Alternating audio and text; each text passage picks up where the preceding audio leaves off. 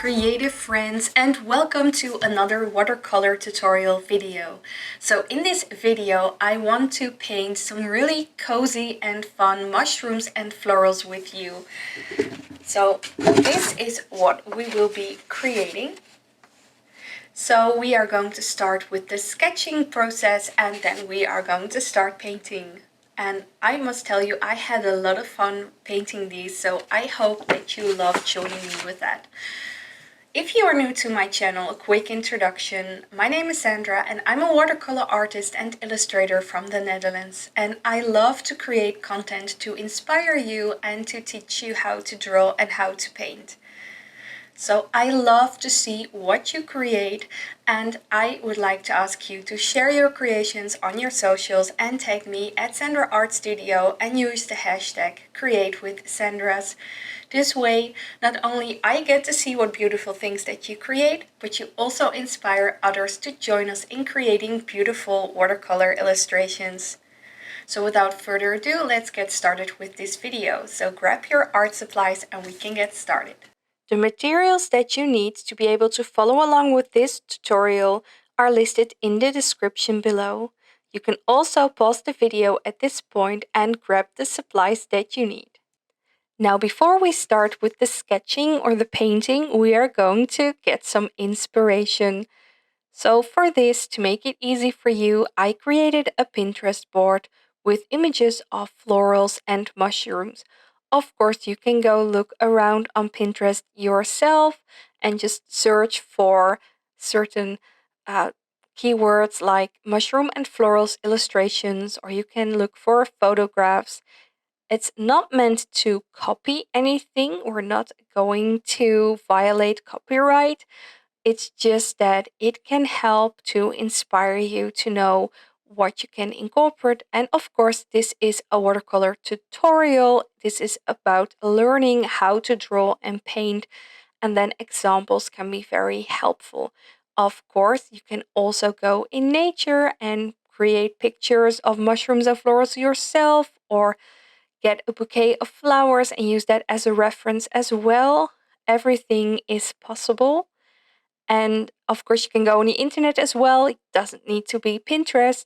It's just that I wanted to make it easy for you. So I created this board, and you can follow the link in the description below so you can get started with grabbing some inspiration and some examples right there.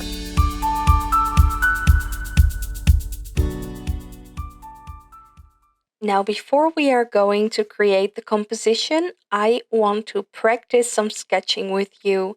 So I made a few examples and you can follow along drawing them with me. So for this, you can also find a download link in the description below. And you can download these images to have as a reference, or perhaps you like to practice by tracing them. Just do what really works for you. And what I can also suggest is to grab some paper. I always love to sketch on some printer paper. And you can also use a sketchbook if that's preferable for you. And then just grab a pencil or maybe even a pen, just like me, to sketch, to practice. And the thing with drawing with a pen, what I love about it is that, you're just being bold here. You are drawing what you're seeing, and at this point, you are allowed to make mistakes. It doesn't need to be perfect, and you don't have that intention to make it perfect and to be able to erase mistakes. So I don't know, somehow I feel less scared to just try drawing. So this might help you get over a block and just start doing it. So you can follow along with what I'm doing right here. And if you need to, of course, you can pause the video. If you have downloaded those images, you can also just follow along and copy drawing that. Of course, I just showed you the Pinterest board. You can also just start sketching images you find on those boards. That's the reason why I shared it and showed you at least where I get some of my inspiration. And then I grab my paper and I just pick out the flowers or the mushrooms in this case, or when I'm looking for other paintings that I'm doing, I just pick out the topics that I like and I just try to sketch them and make really nice combination. And this isn't even going to be a final composition. I made 3 pieces of papers filled with entirely with sketches, and that our composition is going to be 1 page. This is just practice, doing inspiration, and just get a feel about what I like to have incorporated in my end composition.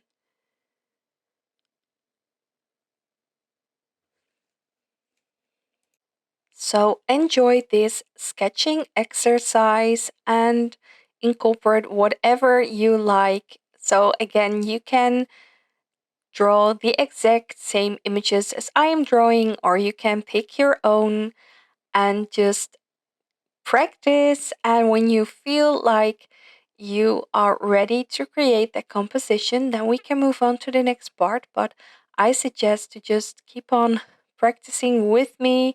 Enjoy this exercise. I also just love drawing like this because it's a very nice and mindful exercise, especially when I don't feel that perfectionism in me. I just can let go of everything and go with the flow. So I'm going to put some music on here and suggest you enjoy this part. And I'll get back to you when we're ready to get started with that composition.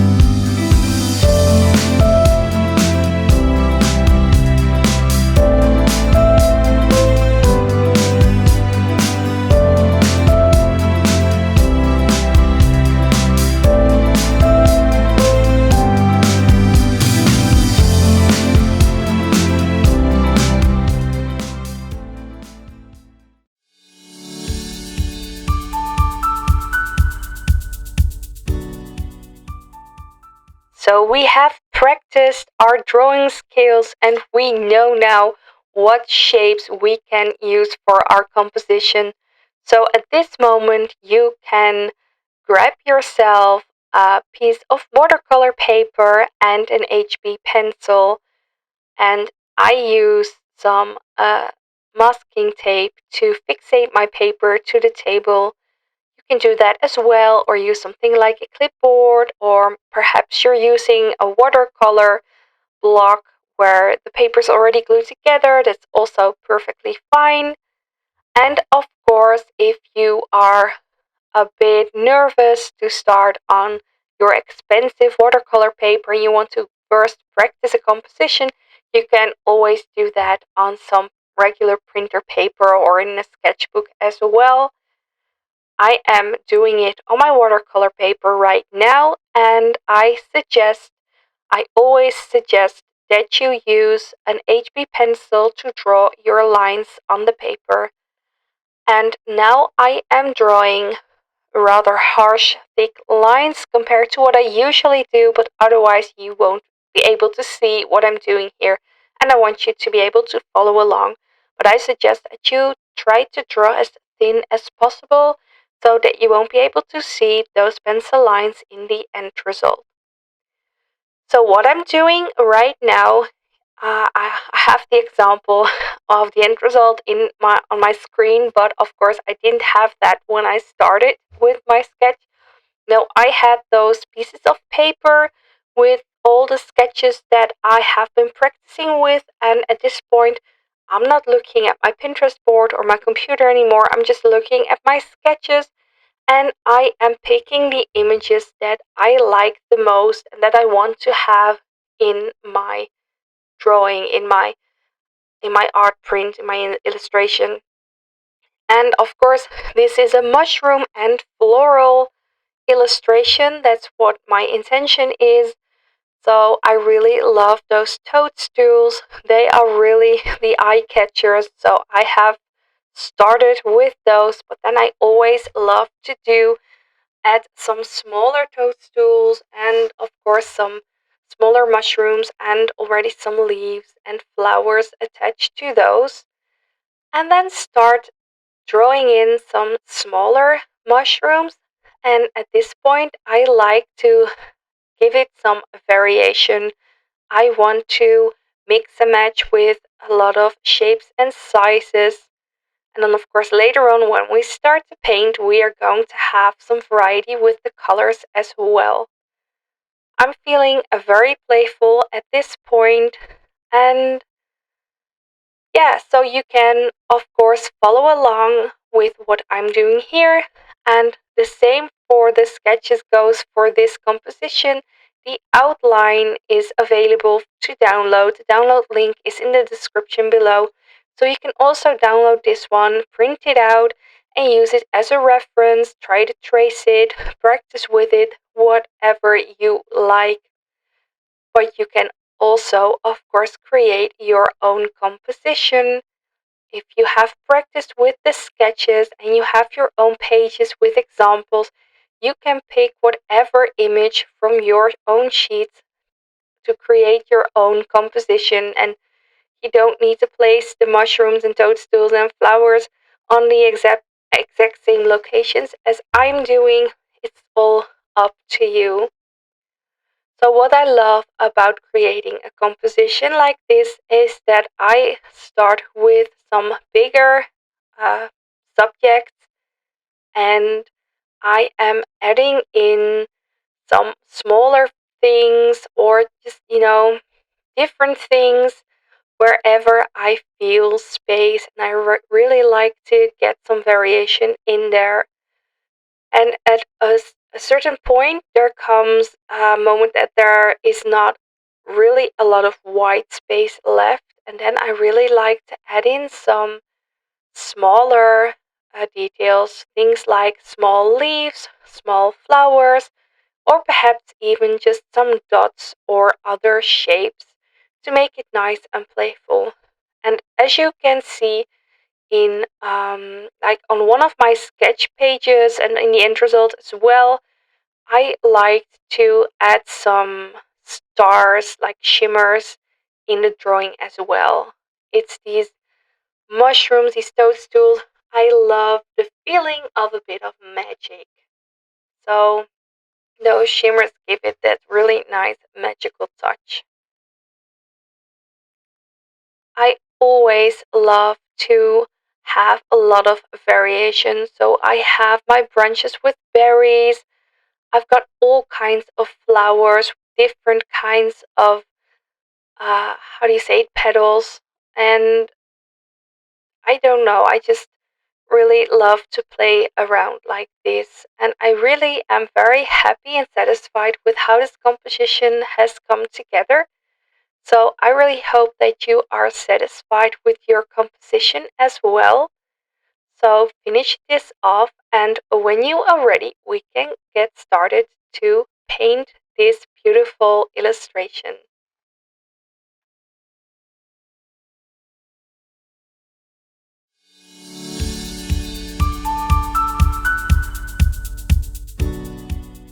So before it's time to start with the fun part, the actual painting, what I do is grabbing my kneading eraser and I'm rolling it all over my drawing. This way I'm lifting off the excess pencil lines so you won't be able to see that in the end result. You just need to make sure that you are still able to see those lines. Now then I wetted my watercolor palette with my water spray bottle just to activate those colors. Usually I do that a few minutes before I start to paint so that the paint has the time to get activated.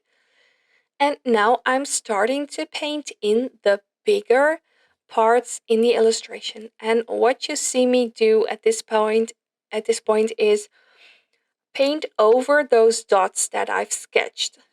Now, there are a few things you can do at this point. You can use some, how do you call it? The masking fluid. You can use some masking fluid to put that, paint it, or draw it, whatever. If you're using a marker or from a bottle, you can put that on top of the areas that you want to have remain white, so you can paint that in later or just keep white. Um, you can do that before you start painting these colors on top of it. What I'm doing right now, it won't be able to make them white other than using some gouache or an acrylic marker. I chose not to use the masking fluid in this video, but I did uh, choose on purpose to not just go around those dots that I've painted, because if I would do that, then that watercolor wash that will be on top of the mushroom would be very flaky and like very busy and just not flowing very beautiful. And at this point, because I did it like this, I've got a nice solid watercolor wash, and I think it's a very nice like this. So in my head, I already decided that I want to put white dots on the red toadstool using my white gouache, but I think I'm going to put darker colors on top of the other mushrooms. So, like something like purple on top of that pink hood, for example.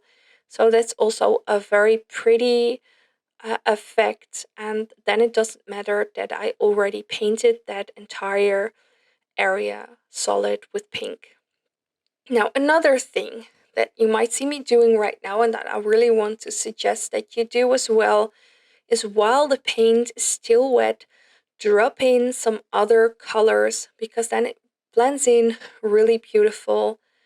And you don't have to drop it in like at the entire area, but just somewhere in a corner or alongside one of the lines to perhaps give it a shading effect. I really love this part about watercolor, that when you paint wet on wet, that you can create these really beautiful color blending effects. So another thing I want to point out, we are painting in like a very beautiful coloring sheet, and we are using wet paint. So it's very important that we stay within those lines, because if we don't, and we have the paint touch other paint, so we have one color touch another paint color, then it's going to blend in together. And there are certain areas that you might want to avoid that. So that's why I love this. Well, I don't know if it's a technique. I guess in a way you can see it like that, that you use that white space to really delicately paint within those lines and keep some small white spaces between everything. Now, if at some points you do accidentally have those paint layers touch each other and you have some blending of colors at spaces that you wouldn't want it, well, if it just happens on a few spots, then I wouldn't really worry about it too much, because, well, that's also one of the characteristics of watercolor paint. And personally, it's one of the characteristics that I really love the most about painting with watercolor. It's like this really freely flowing type of medium, and at some point, there is not really a lot of room for making mistakes, because when you make a mistake, it's a little more difficult to paint over it because of its transparent character. But at the same time, that really gives some interesting textures and effects as well. So when it comes to the colors for my illustration, I have not thought about a color palette before I started painting. Perhaps this is something that you wanted to do, but for this illustration, I just wanted it to be colorful and mostly to have a lot of variation, especially with the mushrooms. I guess you could say that I love some colorful autumn tones. So there's the red and the pink and the purple and the orange and the green, greenish blue, turquoise. So I really wanted to have that red toadstool, but I wanted to have a pink one as well. And as I said before, I think I'm going to give that purple spots.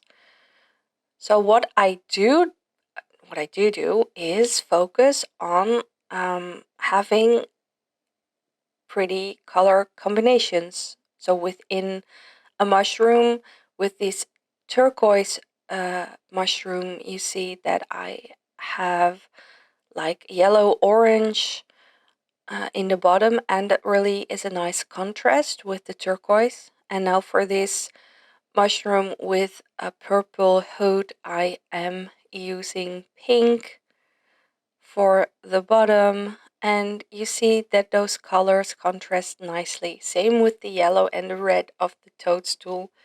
So this is something you can pay attention to when you're picking colors. What I also love to do is making sure that the colors that I'm using in my illustration, that those colors return on a different spot in my illustration, and to gently cover that all over the page so there is some balance. Now this purple toadstool, I am not giving it a yellow bottom, but I am using some light blue, some light turquoise, and I'm using a lot of water to blend that out. So where I'm using more pigment, that's where I want the shades to be, like the outline, but most of it I want to use a lot of water. So this gives it a bit of an illusion that this is a white stem, and I'm using the turquoise as a shade, and I'm really loving this effect. Now using yellow for this orange one, and I also love to drop in some orange in the yellow as some shading. And again, with those contrasting colors, you see I'm using purple with orange. So if you have difficulty finding contrasting colors, you can always use a color wheel. I have one here as well. For some colors I just know because I've been using it a lot, but if you are new, then a color wheel can really help you find contrasting and opposing colors to really see what goes nice together. So I've got this really bright pink paint. Uh, it's of a brand I normally don't use, so it's really standing out from the rest of my color palette, but I really love it for this illustration because not only is it going to get this cozy autumn vibe, it's also getting a little bit of a magical vibe. And I really love that really bright pink popping out of this illustration. Also, really loving this turquoise dark green on those hoods of those little mushrooms there. I'm really enjoying this painting so much. I guess just because I really love colors, I love nature as well.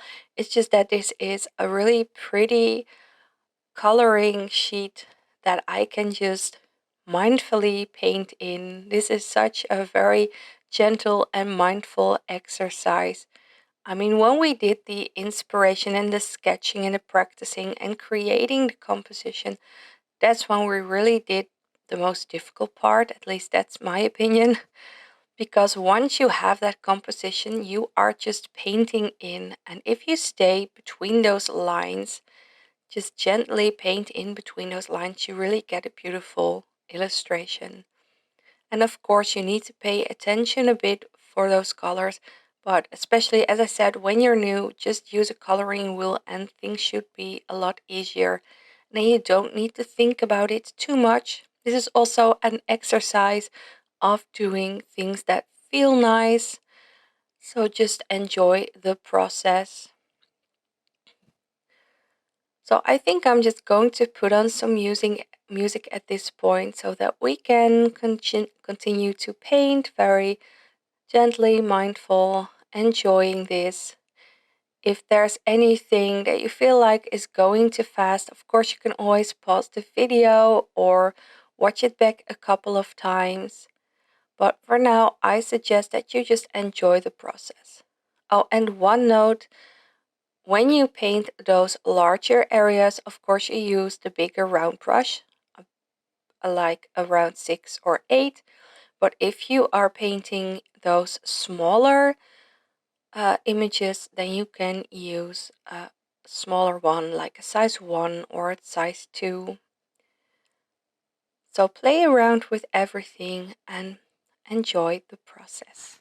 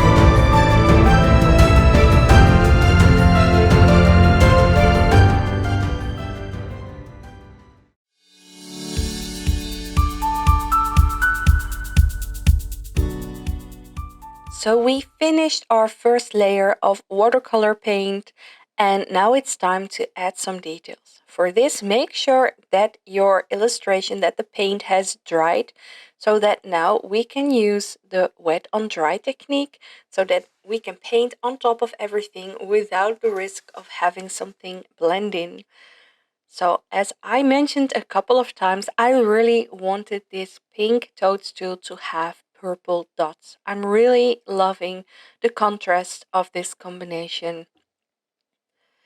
So basically in this step, what we're going to do is adding circles and stripes on all of those mushrooms, and also we are going to put some lines and details on the leaves and the florals.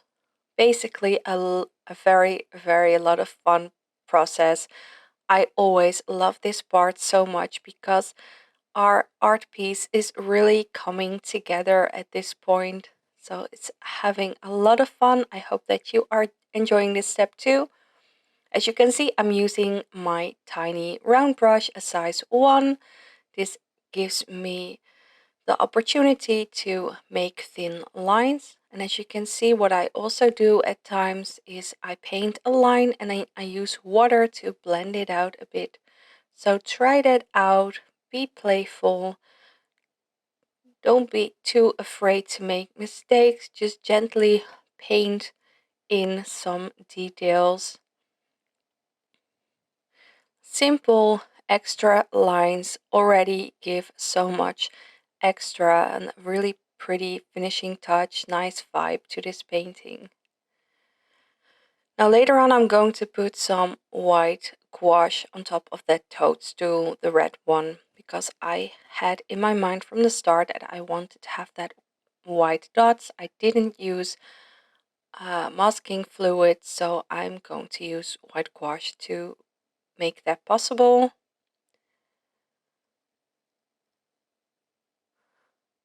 So I suggest that you just enjoy this process, and I'm going to put on some music again.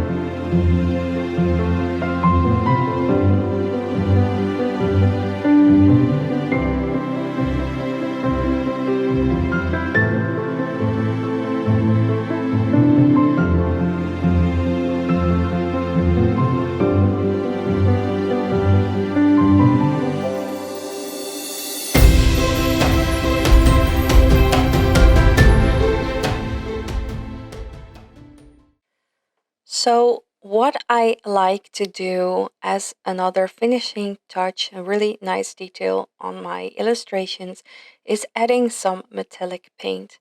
And I especially love this for this composition because it has this really nice magical touch. At least that's what I want to give it. So I feel like some metallic, shiny paint can help with that vibe. So I'm using a dark green metallic paint to cover those lines on the leaves. And this is another very easy and mindful exercise. Now, if you don't have metallic paint, no worries. This is completely optional. And if you would like to add this, of course, you can get yourself the paint and do it later. So this metallic green I got from a handmade shop on Etsy, but there are many places where you can get this kind of paint. If you're interested in where I got this paint, ask it in the comments. I can put a link down there. So again, this is completely optional, and if you don't have metallic paint at this point, no worries, you can skip it altogether. So, and when I'm finished with the green, I'm going to grab my other metallic paint palette and I'm going to add some gold touches as well. I love to add those gold on top of the flowers and I think on the toadstool as well.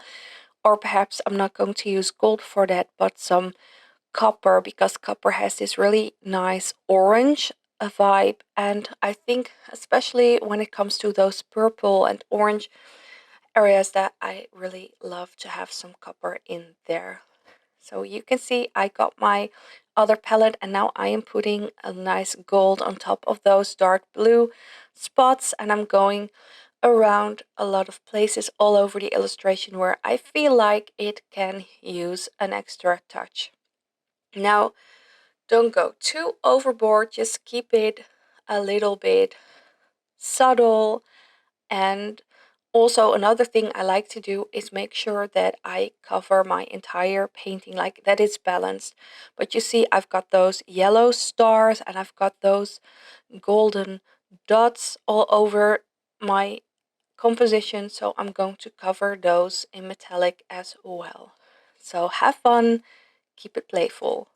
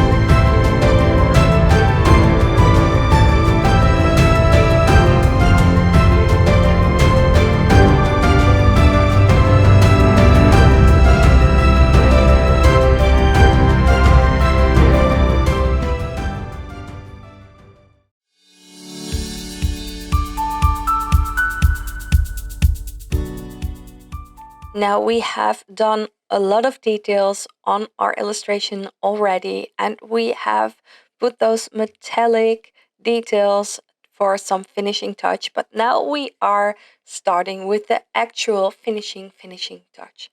Of course, this is also something completely optional, but it's something that I love to do myself.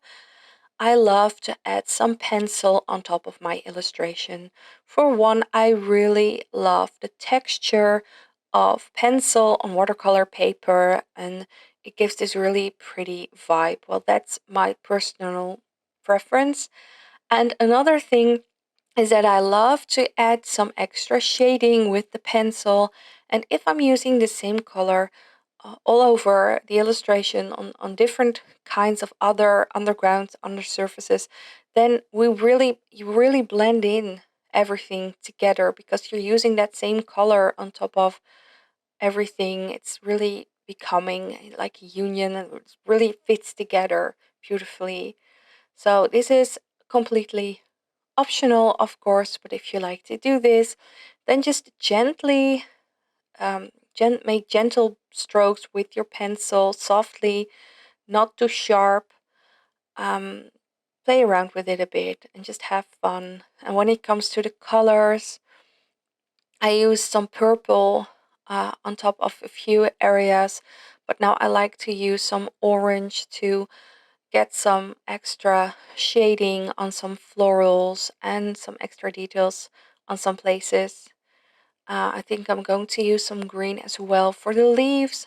Basically, just a few colors, not too much. I think three or four, and adding just some extra shading with my pencil on some places.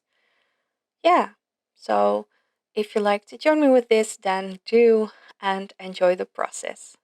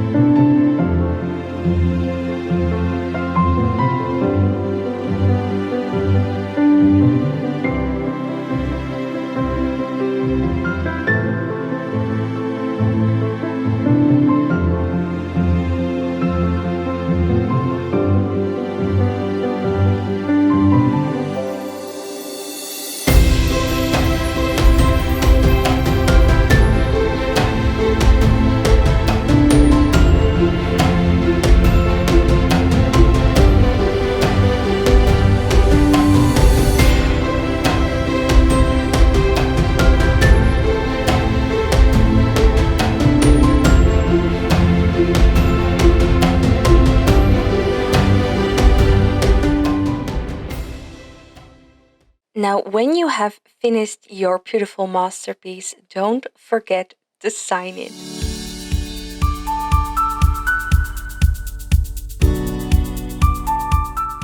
Yay, so we are finished. We created these really beautiful mushrooms and florals illustrations, and I really hope that you are satisfied with what you have created and that you enjoyed this video.